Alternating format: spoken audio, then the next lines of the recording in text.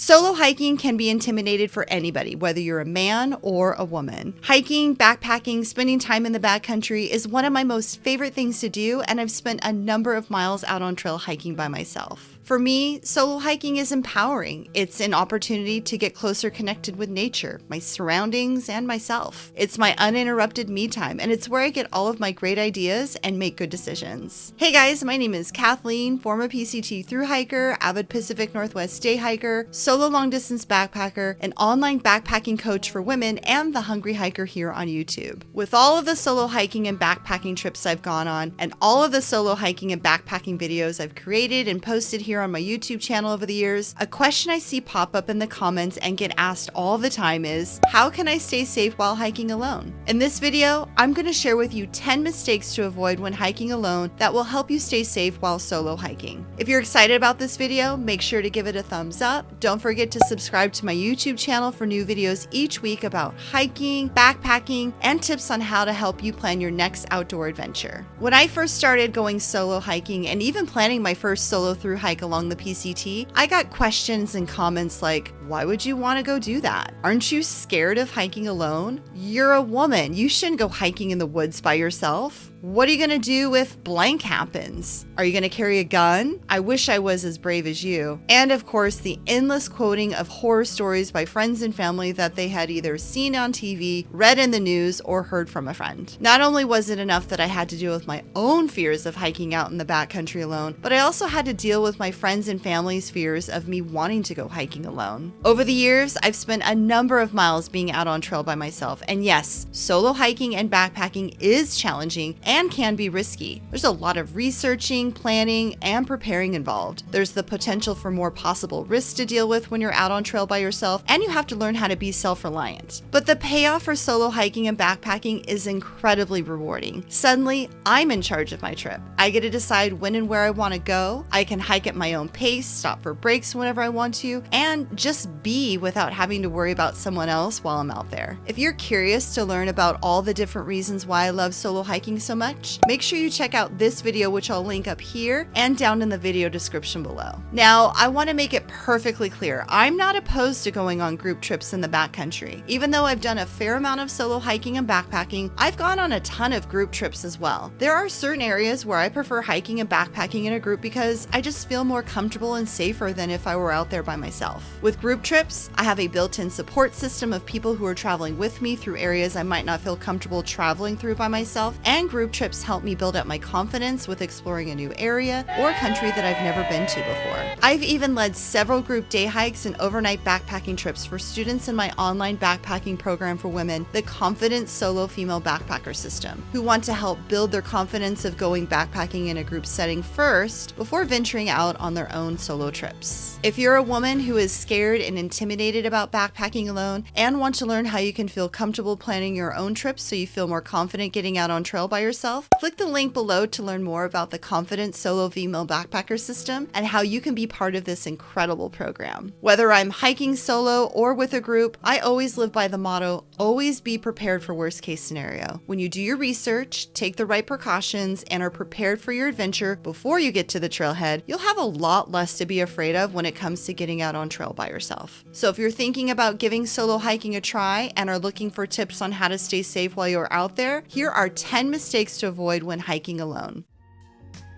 Trip planning should always start with research. First, you'll want to figure out where you want to go and then plan the route for your trip using either a paper map or a digital map like Onyx Backcountry. From the desktop version of Onyx Backcountry, you can use the Discover feature to find nearby trails. Click on any trail and you'll get an overview of the trail, including the number of miles, elevation gain and loss, a time frame you can expect to complete the hike, a cool elevation graph so you can see on the map where the elevation gains and losses are along the trail, photos of the trail, nearby routes, and the current weather forecast for the area, including sunrise and sunset times and even moon phases.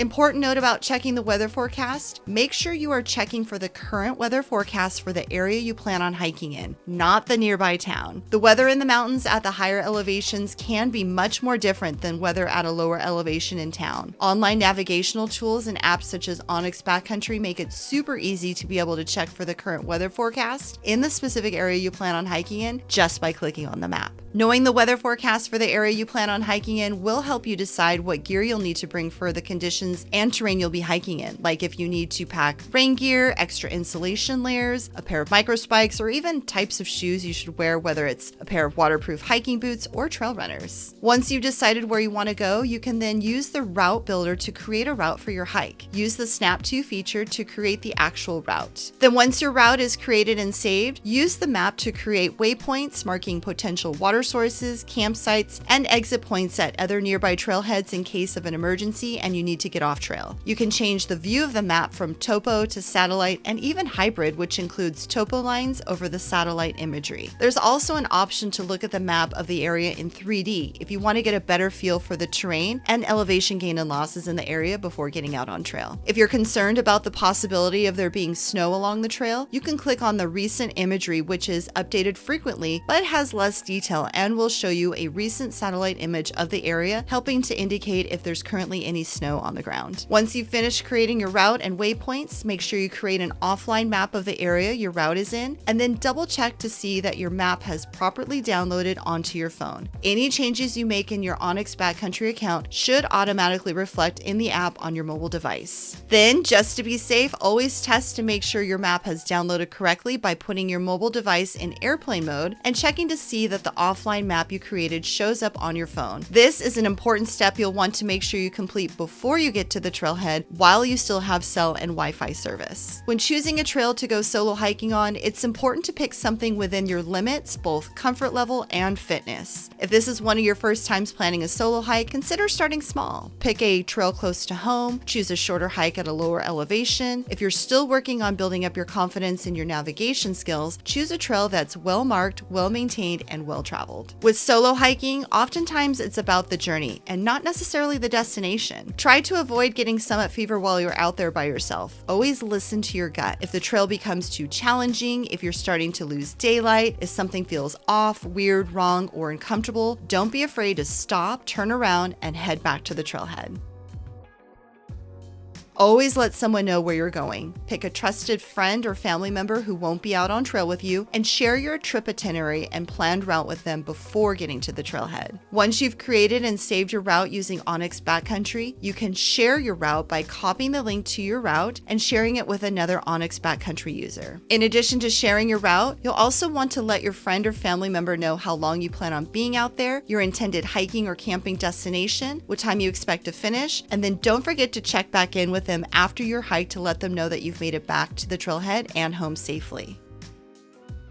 Whether you're on trail or on your way to the trail, never tell people you're hiking solo. If you're heading to the trailhead for your solo hike, don't post on social media ahead of time where you're going for your solo adventure. Keep all of your on-trail selfies, geolocation tags, GPS tracking, and fitness tracking private until you've made it back home safely. While out on trail, don't share with other hikers that you're hiking solo. If someone asks if you're out there by yourself, you can always make them think that you're hiking with someone else by saying that the person you're with stepped off trail for a quick bathroom break, is slightly in front of you or behind you, or that you've tracked them and they're not that far away. Whenever you're hiking or backpacking alone, it's always a good idea to keep your intended hiking and camping destination private, just to be safe. And remember, if you've done your research and proper planning ahead of time, a trusted friend or family member at home will know where you're going, where you're heading, and know what time to expect your return.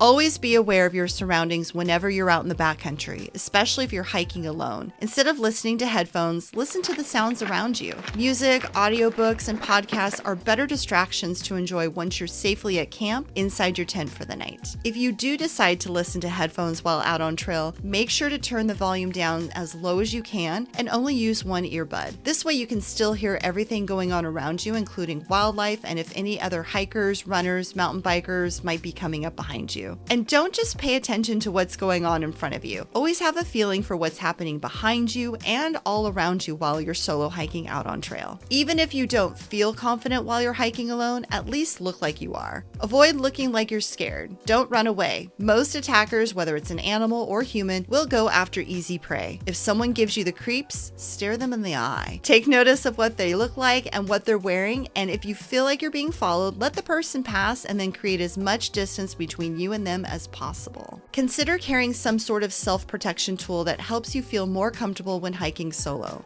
Self-protection tools can be used against both animals and humans and include things like mace, pepper spray, bear spray, a knife, a firearm, and even a whistle. Whatever you decide you need to carry that helps you feel more comfortable while you're out hiking alone, avoid hurting yourself by making sure you're familiar with and are fully trained on how to use your self-protection tool of choice. It's also your responsibility to know the local rules and regulations and make sure it's legal to carry your self-protection tool of choice in the area you plan on hiking in. At the very least, consider carrying a whistle with you for your solo hikes. Make sure it's always easily accessible and not at the bottom of your pack. A whistle can be used as a loud noise to scare off animals, can be used as a distress signal if you need help, and can signal to people in the area who might be looking for you if you're lost or injured. Before buying a whistle, check the sternum strap of your pack. A lot of brands will have a built-in whistle located on the pack's sternum strap for easy access. Trekking poles are a piece of gear with multiple uses. Not only are they a third point of contact with the ground, helping you to stay more stable while out on trail, but they can also be used to help defend yourself against animals and humans, and can be used as a crutch in the event you get injured and need extra support to get yourself back to the trailhead. Also, consider learning self-defense techniques and awareness of what you can do to help protect yourself in certain situations, whether you're hiking by yourself in the backcountry or walking down the street alone while in town or in a parking lot. Keep in mind, there are so many different things you can be afraid of whenever you're hiking alone. While the fear of being assaulted by a stranger out on trail is a common fear, especially if you're a solo female hiker and or backpacker, assaults aren't actually as common as you might think. As a female solo long-distance backpacker and hiker who has spent a number of miles by myself out in the backcountry, I'd be more concerned with wildlife, water crossings, weather changes, not being prepared, getting lost, and getting injured than being assaulted by a stranger out in the remote wilderness. While these are all very valid fears, don't let them hold you back from wanting to go hiking solo. Instead, work to improve your skills and expand your knowledge. Learn how you can prepare yourself for being able to handle any of these fears and situations before getting out on trail by yourself. Be aware of any possible local wildlife you might encounter while hiking in the area. Depending on the area you plan on hiking in, there could be the possibility of encountering wildlife such as mountain lions, moose, bears, snakes, ticks, cows, elk, deer, and even mosquitoes. Know how to handle a possible encounter should you come into contact with any wildlife when out on trail. Always be aware of your surroundings. Consider carrying a tick removal tool and bug repellent. Be bear aware and know the local rules and regulations for proper food storage. Getting injured is a common fear most people have when they're considering solo hiking. Part of your planning and preparation for any trip in the backcountry, especially if you plan on going solo, is learning how to be self-reliant and knowing how to treat yourself should you get injured so that you can make it back to the trailhead safely to get help. Always carry a first aid kit and know how to use everything in your kit. A first aid kit is useless and dead weight in your pack if you aren't familiar with it and don't know how to use anything in it. This is why I choose to build my first aid kit instead of purchasing a pre-made one from an outdoor retailer. If you're interested in learning how to create your own hiking and backpacking first aid kit and want to see what I carry with me whenever I'm out on trail, click the link up here or down in the video description below. Also, consider taking a wilderness first aid class and get WFA or Wilderness First Aid certified to help build up your confidence with knowing how to treat yourself and be able to help another injured hiker out in the backcountry in case of an emergency. Always be prepared for worst case scenario is my motto whenever I plan and prepare for any trip out in the backcountry. This is why I always carry the 10 essentials with me every time I'm out on trail, whether it's a day hike or an overnight backpacking trip, no matter what time of the year or how long I plan on being out on trail. The 10 essentials include navigation, illumination, shelter, extra water, extra food, extra clothes, sun protection, fire, knife, gear repair, and a first aid kit. If you're interested in learning more about the 10 essentials, what they're used for, and the 10 essentials I carry in my pack whenever I'm out on trail, check out my What Are the 10 Essentials